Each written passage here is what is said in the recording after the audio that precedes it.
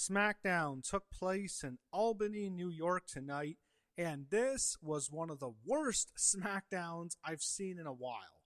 This was easily the worst show they've done since going to 2 hours, and it just felt like they did not give a fuck about this show. Their mind was anywhere else but tonight. And it was all done to promote tomorrow's show, Saturday night's main events. That happens a lot to SmackDowns that are before big shows. And also they have SummerSlam in a couple weeks, which they aren't selling tickets to. They haven't moved much. And it just seemed like their mind was anywhere else but on tonight's show. And it really showed because it was nothing. This was a horrible edition of SmackDown. I hated this show. There was no effort on the show. WWE did not give a shit about the show. The creative absolutely sucked.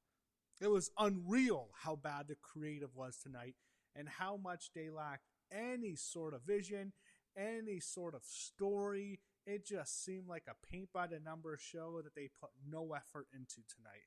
So Gunther kicked off the show. He was complaining about his treatment on SmackDown. Then Adam Pearce, who is the interim general manager. I thought Nick Aldis was back last week. I don't know. I guess because he got choked out. Pearce is back to being the acting GM. Anyway, he said if Gunther and Sammy win tomorrow, it becomes a fatal four-way match at SummerSlam. I don't think that's happening. I think Cody and Punk are going to win. Then Cody came out and attacked Gunther. Cody challenged Gunther to a match tonight. Adam Pearce makes it official. Then we go to a video segment, and this was released on WWE's social media earlier in the day, in which Adam Pearce mentions that Rhea Ripley is injured, and this is the first time I think they've acknowledged it on TV, and that she won't be able to compete at SummerSlam, but she's not being stripped of her championship.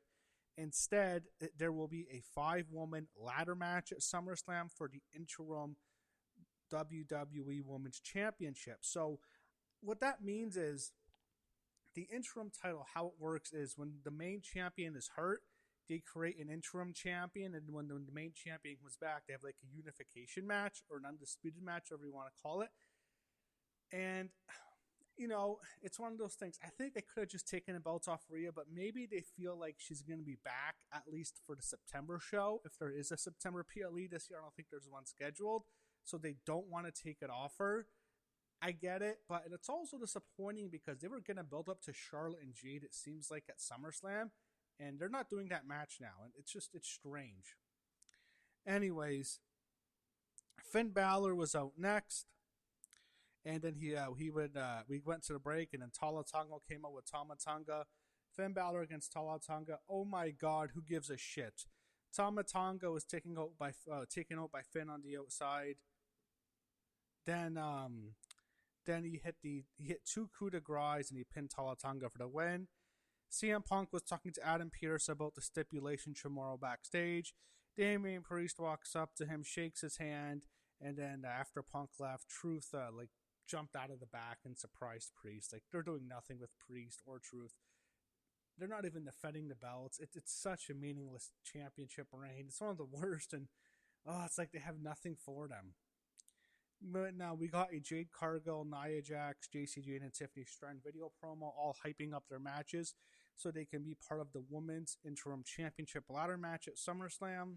And it's kind of strange they're doing that too, that ladder match, because it's only going to be a couple months before Money in the Bank, and there's going to be a Women's Money in the Bank, so I don't think it's such a good idea to do 2 ladder matches so close together. And 5 is an odd number. Why is it 5? Maybe they'll add 6 and they'll do like a last chance battle royal or gauntlet the night before. Maybe they do that on SmackDown, but why is it 5? That's a weird number. They have a big enough roster where they can get 6 women in. Just 5 just seems like such an odd choice. Anyways, Tiffany Stratton was out next, and then we go to a commercial. Cody Rhodes was actually at the WWE warehouse, and we saw this cool cardboard cutout of Paul Bear.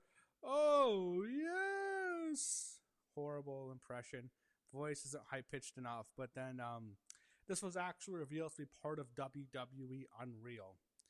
JC Jane was out next with her Fatal Influence members, Fallon Henley and Lainey Reed, and then they immediately attacked Tiffany, but then Brie Bella and Paige, who are the Women's Tag Team Champions, come out to make the save. I don't know why they care about Tiffany so much, and it's set up to build up Fallon and Laney challenging Brie and Paige tomorrow night at Saturday night's main event.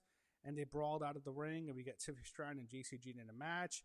JC got the heat for a while until Tiffany made her comeback, and then she won with the prettiest moonsault ever. She's going to SummerSlam, and she's from Minnesota, so I guess it's a homecoming for her.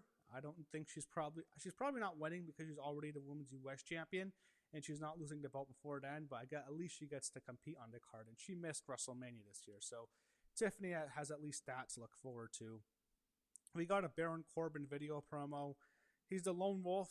I guess we can say that. We don't have to deal with fucking Happy Corbin or King Corbin, or we never have to see, hopefully never have to fucking see Constable Corbin again. One of the worst gimmicks of all time. Anyway, backstage, the gorgeous Jackie Redmond, who was rocking all white tonight, just looking fire, looking smoking hot, was interviewing Trick Williams backstage, who was responding to Baron Corbin's promo, and he calls him like a bald idiot and stuff like that. Then Carmelo Hayes walked up to him. He refused to apologize for attacking Lil Yachty, who thankfully wasn't on the show. They go back and forth, not much here. I guess they're probably getting a fatal 40 with Carmelo, Trick, Baron Corbin, and Ricky Saints. I would assume at SummerSlam for the U.S. title. Jade was out next, and she was with B-Fab and Mishin, and we get Jade Cargill and Nia Jax, who was already in the ring.